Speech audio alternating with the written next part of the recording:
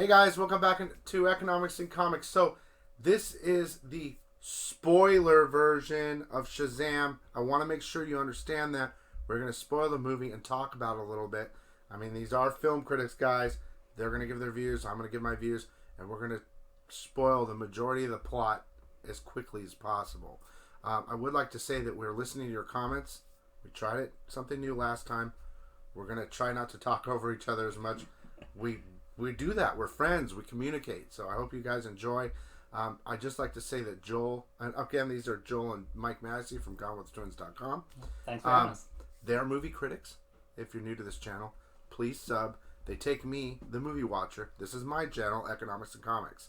So Joel is going to kind of lead off with the plot and stuff. We figured out a way around this and kind of go down the line, and then me and Mike will kind of comment on it. Maybe Joel will step in as well. So here we go. Shazam. Joel. Okay, so the film starts in 1974 in upstate New York, and it starts with showing Thaddeus. Thaddeus Savannah is the name of the character, and he's a little boy at this point, and he's driving. It's Christmas. He's driving to their grandfather's house with the father and the brother, and both the father and the brother are kind of mean and abusive to him. And he's playing around with a magic 8-ball, and he gets transported to I'm going to call it the Wizard Cave. The lair. Yeah, the lair, the Wizard Cave. That's where all little boys go. Yeah. The Wizard Cave. Yeah. And this is where he meets Jaimin Hansu's character, who is the wizard. And this kind of explains the setup for how this works. Yeah, it also introduces kind of the theme of bullying, which goes through a lot of this, but... So the big spoiler about this is that this little boy in the beginning, this is not the superhero. This is actually the supervillain who we're getting to know. And a twist comes later on when we realize who this character is. But so this is Mark Strong's character, who will become Mark Strong's character. But he's basically this wizard is searching for somebody who's worthy, and Mark Strong Thaddeus is told he is not worthy, and he's introduced to the 7 deadly sins, who are the villains, and they're kind of encased in like gargoyles. They're basically gargoyles. Stone. Yeah, and so this you kind of get to see how the villain is going to, his origin basically. Real quick, he's given a choice. Yeah.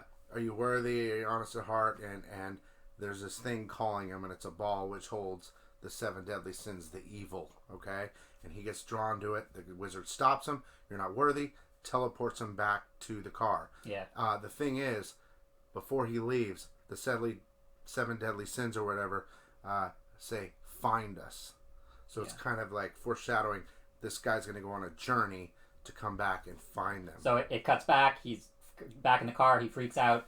The father gets in a car accident and is thrown through the windshield of the roof. And so basically the kind of bullying brother and father blame him for this car accident that kind of affects all of their lives. So then it cuts to present-day Philadelphia. And this is where we get to meet the main character of the film, Billy Batson. And basically, Billy's kind of a troubled kid. He's in and out of foster homes. And the reason for this is he's searching for his birth mother, who shortly after this we get a flashback to explain what happened to him as a kid. Yeah, this kind of upset me a little bit because it's kind of sloppy. You get this forward at the beginning that's set in 1974, and then you jump over to present day, but then in present day you have to then do a flashback to, so it's a little bit sloppy, and I didn't like that too much. Although again, it's almost like you're getting 2 introductions back to back. You're getting the intro of the villain and then the intro of the hero, and I feel like there's a much better way they could have sorted that out. It's okay, guys. It's okay, but I get what he's saying. That's how they did it. Yeah. These are very serious ways to start the movie, which is weird because it very quickly turns into a comedy essentially for this next portion, and this is where Freddy is put in his new foster home, and he has all the kids that are in this foster home are all very funny. And quickly, I'm sorry to interrupt, but before he gets put in that other foster home, he's searching for his mom. He escaped another one, and he's searching for his mom. It's not his mom. It's a funny little scene. Mm-hmm. And then they put him in another foster home. Yeah. Well, the flashback itself shows that they're at a carnival, and he gets separated from his mother, and then he never finds his mother again. That's correct. Yep. Yeah. Interestingly, that carnival reappears at the climax, so it's not a lost little detail. That's true. So after this, it cuts back to Thaddeus Savannah, and now he's an adult. He's played by Mark Strong, and he's clearly evil from having been this is believing to me this whole is life one of, that he's not worthy. This is one of the worst scenes in the whole film for me, because it's that obligatory moment where the villain has to prove to the audience that he's a villain, and this didn't work for me at all. But it's where you get to visualize all 7 of the 7 deadly sins, where they kind of come alive. They come out of their gargoyle form, and they're attacking people in this business office meeting, high rise, and people getting thrown out the windows. There's a bit of humor in there. There's a bit of the comeuppance for Mark Strong's character against his father, who's now in a wheelchair, and his older brother, who's still a bully. But it didn't work for me because I didn't like the feeling that this scene was only included to tell you information we already know. We already know Mark Strong's the villain. Not to interrupt again, and you know what? I'm tired of being polite. Whatever, we're going to interrupt each other. Don't we're going to interrupt How each dare other. you be polite? He skipped ahead a couple scenes. So what happened was the villain figured out a way. He's been researching his whole adult young life how to get back. To the Wizard Cave. He gets back to the Wizard Cave. He takes the evil. He becomes Dr. Savannah, or whatever his name is. He's got all the deadly sins. Then he comes back and he goes to his dad's office and he does the whole, "Hey Dad, I told you I saw something. It's not my fault for the accident." And he ends up releasing the deadly sins, and they're killing people everywhere. I would have been happier if both those characters were dead at this point, the father and the brother. It's kind of unnecessary.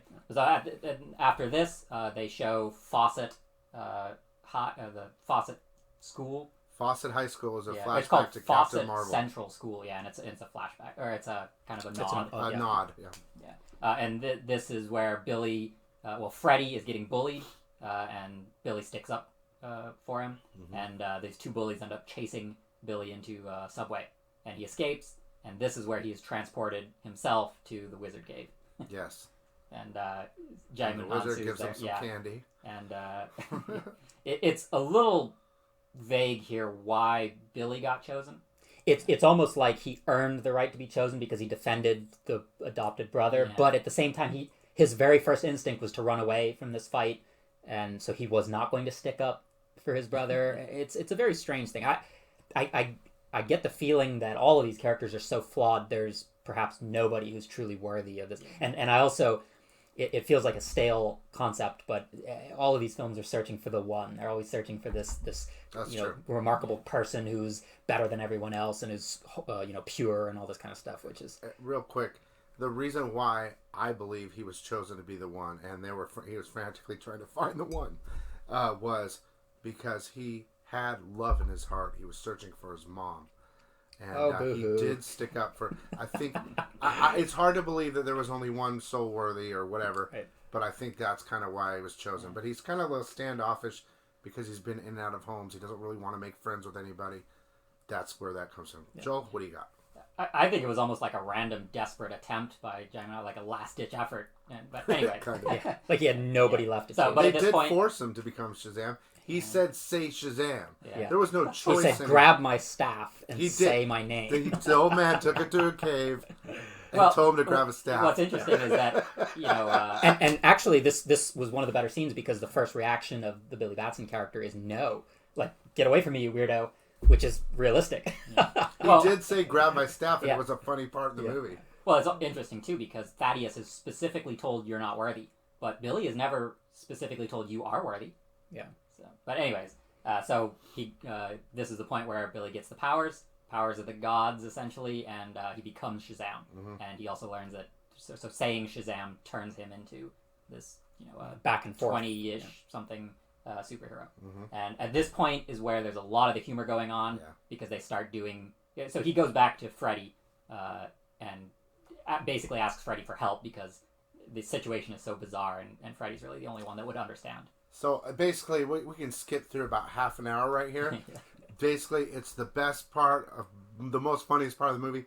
They do a lot of stuff that young kids with a lot of hormones. And you see a lot of it in the trailer too. Yeah, but there's more. They do a lot of different things, trying to learn the superpowers and stuff like that.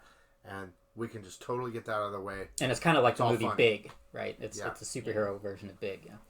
Yeah. Okay, so then after that. Basically, Billy and Freddy kind of have a falling out.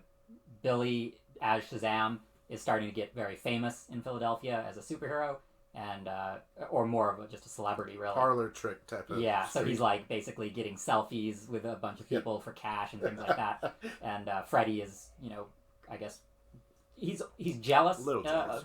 Jealous that Billy has these powers, but also maybe upset a little bit that he's not using these powers. Yeah, it's for like a good. misuse of power. Yeah. So, anyways, while they're having their little, falling out, Shazam accidentally shoots a bus with lightning, and it careens off a bridge, and he's basically forced to save this busload of people that he caused this accident, but the public doesn't see that. The public just sees him as a superhero, and so yeah, I almost wish people had died in this scene because then you get that very real sense of he's misused his powers. Instead, you almost get this redemptive moment, which. But at the same time, he at that moment he realizes, yes, that I he can is actually super. save people. Yeah, and he starts to, and that's when it all starts, Joel. Yeah, this is really here comes the action because this very next thing, Dr. Savannah flies down and confronts him. Right and then they start having this huge battle.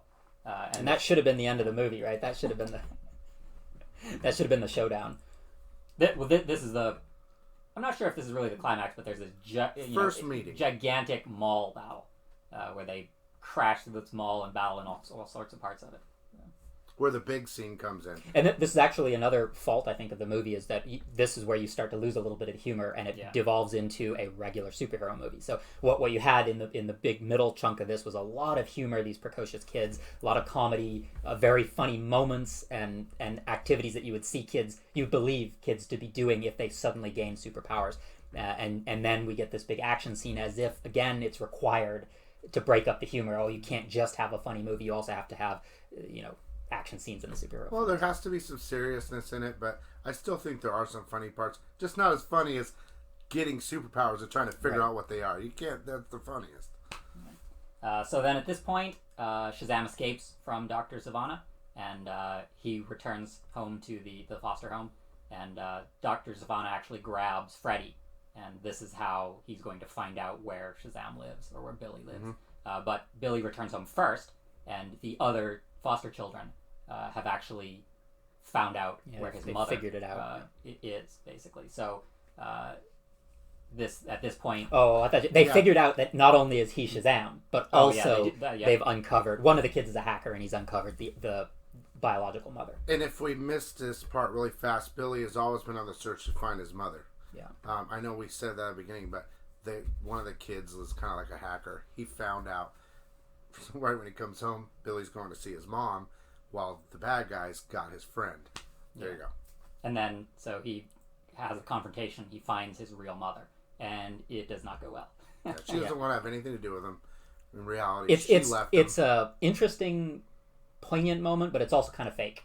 We discussed this. It feels like the reactions are not real. She admits to leaving him at the carnival because she left him at the carnival, but the fact is it doesn't make any real sense in regard to connection to human emotion, is that when you're finally confronted with that mistake that you made and your son's in front of you, there's no emotion. She's not happy or really upset, more upset to see him than anything, and just doesn't want to really have anything to do with him. And that's when he decides that the foster family's has always got. It's the catalyst for him realizing who his real family is. Yes. So, and anyways, this let's see. That leads into a 45-minute climax. 45-minute showdown. The ending just kept going and going and would not stop.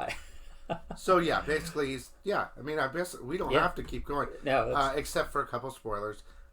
Eventually, is it okay if I get right to the? You go, Joe. Yeah. So there's a huge giant battle. Savannah confronts him at the carnival, at a carnival, I guess. It's kind of the same carnival years later. And so this is where basically he learned. Well, not only does he learn to the full potential of his power, he realizes he can transfer the powers to the other foster kids. The full potential of his power is that he's holding all the spirit. There's more than one wizard. Okay, there's like 7 of them trapped in this thing in the staff. He can transfer the power of all the wizards to all the foster kids. One that's kind of handicapped. They're all young. They're little kids. They're older kids. So that when they all turn into little Shazams and a family of Shazams, and they all fight the sins separately and keep the sins. as an Six, interesting. six of the deadly sins come out. Yeah, that's an interesting contrast, right? Where Shazam can spread his powers over to his foster kids. Mark Strong actually loses some of his powers because the 7 deadly sins come out of him and fight separately, and then that's actually how they're able to defeat the Mark Strong characters because he's lost the his last powers. deadly sin is still in him, which And is it's envy. Yeah. Yeah. And so he tricks envy to come out, and and then he's able to basically extract the power. And then you get a bunch of Thaddeus. lightning bolts and a bunch of fighting, and characters keep flying up into the sky and then getting thrown down on the ground. It just keeps going back and forth, back and forth. I thought the ending just went on for way too long. Yeah, it was okay. Yeah, it did go along for a while, but they want to introduce the new characters and have a couple funny scenes with the kids saying funny things. But basically, in the middle of the movie, the kids, his friend Freddy is the handicapped, or he's got like a crutch. Shazam was supposed to appear at lunch to protect him. Like, hey, I know Shazam, and he never came. So the very end, that's not the spoiler. Yeah, but I mean, if you want to give like just your final thoughts before we do the end credit stuff. Oh, okay. Well, I really enjoyed it. So, yeah, you guys, sorry we spoiled it for you. Yeah, I liked it up until that ending. I thought the opening few scenes were a little bit just too generic. The middle chunk of it, where you start to get to know the Billy Batson character, I thought that was the most effective, very funny. Yeah, and then the ending kind of went off not the deep end. It was just too repetitive. Way too much of the same fighting in different locations. Yeah, the first 3/4 of the very film drawn out. is very strong, and they just can't quite keep that momentum going. It's a DC thing. But then, as you said, Bill, it ends with them at the school lunch. So, yeah, the kids at school lunch again, and Shazam shows up, and everyone's like, yes, this is spoilers. Like, well, this is it. Yes, and he's like, yeah, he's the coolest kid ever. Oh, I brought a friend, too. And it's Superman. And they don't show Superman's face, but it's Superman. So it's like the kid shits his pants. Yeah. And then... and then that's the end of the film. And then we'll go ahead and give you there's two more end two screens. post-credit. Yeah. You go ahead. You tell the first one, Joel. Okay, so the first one is a little caterpillar, and this caterpillar finds Mark Strong's character Thaddeus in prison, and it starts talking to him. And the caterpillar's name is... Yeah, the cat. Well, so earlier in the film, you get a glimpse of this caterpillar in the wizard cave, and it's like inside a little glass cage or something. Yeah, that's funny. And you don't think too much. You of just it, think but- it's a background. I thought it was a pet or something. Yeah, that's what you're supposed to Then think. I realized he was trapped. And then at the very end, you realize that it was actually probably being kept prisoner there, but it's a talking caterpillar. And what this is it becomes essentially, it's a villain named Mr. Mind, and he ends up, in the comic books, creating a supervillain force. So it's like Plankton from SpongeBob or something, right? It's the big called mastermind the is this Monster Society of Evil. Which is And the great caterpillar is name. extremely powerful in his evolved state. We don't see that yet, but then, So it's just like a teaser for a part 2, if there is one. and then this. Mike, do you remember the second one? Well, the very, very last one, after all of the credits roll, it's just a little one-line throwaway where they're looking at a fish and they're trying to determine whether or not he can have telepathic communication with the fish. Yeah, and he says, how lame would that be? And then Freddy says, well, then you could command all the fish in the ocean. And, there's a reference to Aquaman, and then he says something about, oh, that's stupid. Or, Yeah, they're It's making a fun of little jab. Aquaman. Yeah, I think with these end credit scenes, there's a formula that everybody, DC's obviously stealing from Marvel, but what it is that right as the movie ends, you get that kind of very conclusive closure moment. Light. Yeah, and then a few of the credits roll, and then you get that teaser for the sequel, and then after all the credits are over, you get a throwaway joke. That's exactly what. Yeah, and the last several Marvel movies have done that, and now DC's following suit. If you're the type of people that love spoilers, we're trying to bring them to you. I would suggest even after maybe checking it out, you might like it. That's about all I got to say there. It was an entertaining film. Even if you watched this whole video, I would still recommend seeing the movie. Definitely. And listen, this is our second time. We went a little crazy on the first one. We're trying to give you guys what you want. Any suggestions, that would be great. Please sub. Give me a like if you liked it. And comment. And we really appreciate it. Thank you guys for taking me. Thanks for having us. Yep. All right, we'll see you next time.